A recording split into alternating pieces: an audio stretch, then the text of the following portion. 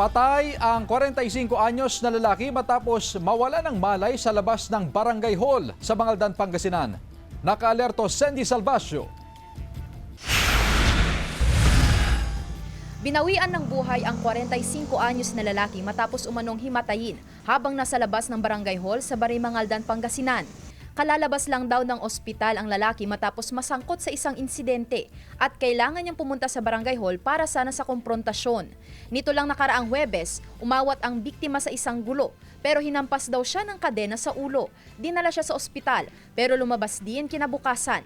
Ang sospek na humampas ng kadena sa biktima nahuli sa hot pursuit operation pero pinakawalan din noong Sabado dahil sa kakulangan ng ebidensya na magdidiin sa kanya sa sinapit ng biktima. Dahil po yung medical requirements na needed po para sa hindi po nabigay sa amin. Kaya po na-release po siya ng fiscal.